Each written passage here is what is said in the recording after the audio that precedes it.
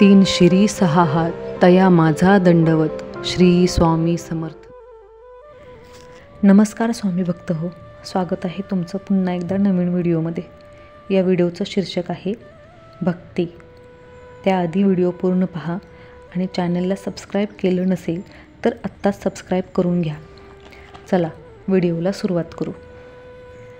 आपल्या घरात कोणीतरी पुण्यवान व्यक्ती असते. ती असेपर्यंत आपल्या घरात कोणत्याही प्रकारचे नुकसान होत नाही. जोपर्यंत बिभीषण लंकेमध्ये राहत होते तोपर्यंत रावणाने पाप केले, तरी बिभीषणाच्या पुण्याईने रावण सुखी होता. परंतु जेव्हा बिभीषणसारख्या भक्ताला लाथ मारली व लंकेमधून निघून जाण्यास सांगितले तेव्हापासून रावणाचा विनाश होण्यास सुरुवात झाली आणि शेवटी रावणाची लंका जळून दहन झाली व रावण मेल्यावर मागे रडायला कुणीही वाचले नाही. अशा प्रकारे हस्तिनापूरमध्ये जोपर्यंत विदुरासारखे भक्त राहत होते तोपर्यंत कौरवांना सुखच सुख मिळाले. पण जेव्हा कौरवांनी विदुरांचा अपमान करून राजसभेतून जाण्यास सांगितले तेव्हा श्रीकृष्णाने विदुराला सांगितले की काका, आपण तीर्थयात्रेला जावे. जसे विदुराने हस्तिनापूर सोडले, कौरवांचे पतन व्हायला सुरुवात झाली व शेवटी राज्य पण गेले आणि कौरवांमागे कोणीही वारस राहिले नाही.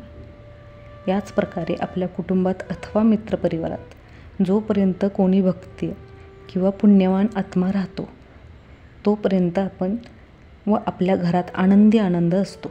विचार करा, एखाद्याच्या नुसत्या सहवासाने आपल्या घरातील पीडा निघून जाते आणि आपणास चांगले दिवस येऊ लागतात. पण अशी व्यक्ती जेव्हा आपला त्याग करते तेव्हापासून आपली ओहोटी सुरू होते. म्हणून भगवंताच्या भक्तांचा अपमान कधीही करू नका. लक्षात ठेवा, आपण जे कमावून खातो ते कोणाच्या तरी पुण्याईने मिळत असते. यासाठी नेहमी आनंदी राहा व आपल्या परिवारात कोणी भक्ती करत असेल तर त्याचा अपमान करू नका, तर सन्मान करा व त्यांच्या मार्गदर्शनाप्रमाणे वागण्याचा प्रयत्न करा.